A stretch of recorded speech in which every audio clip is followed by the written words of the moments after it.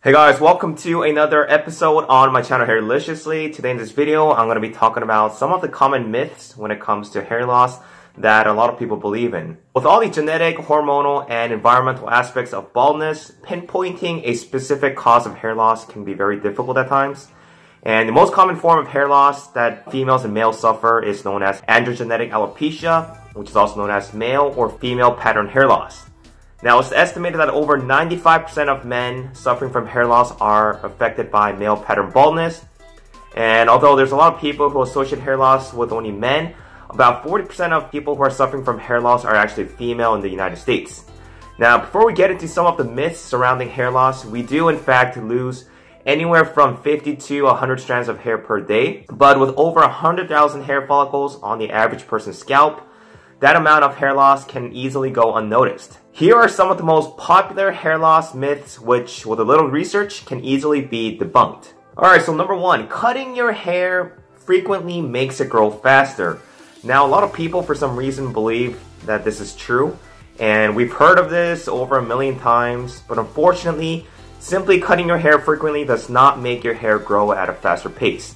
The follicles in our scalp determines our speed of hair growth, but it actually would be really nice if we can just tell them to speed up sometimes. The truth is, regular trims may actually make the hair appear as if it's growing longer faster because you're eliminating the split ends, which often make hair look thin at the bottom or even break off, making your hair look as if it's not growing. Whether you cut your hair or not, it typically grows about half an inch on average per month. Number two, another myth that a lot of people believe in is the fact that wearing a hat will cause hair loss or pattern baldness.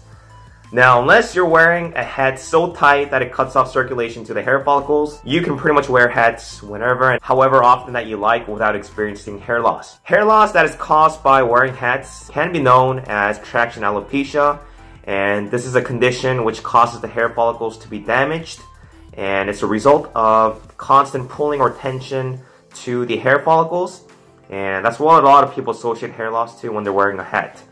Now, wearing a hat may not result in traction alopecia, but braids, tight buns, and other hairstyles that cause the hairline to recede may result in gradual baldness. So this is why a lot of doctors and hair transplant doctors warn male and female African Americans against tightly braiding their hair, since they are more likely to suffer from traction alopecia due to the hair tension and the pulling. Alright, number three, a lot of people believe that hair loss, I'm talking about genetic hair loss, is actually passed down from your mother's side. Now, genetics play a big role when it comes to male pattern baldness.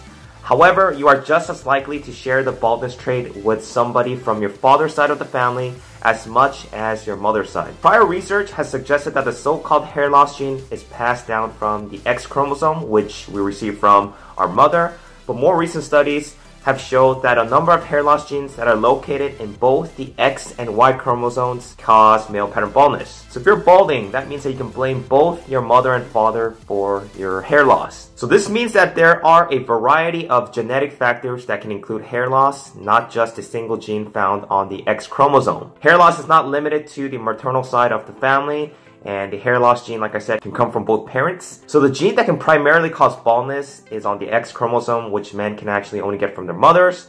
But there are other contributing factors. Hereditary factor is slightly more dominant on the mother's side.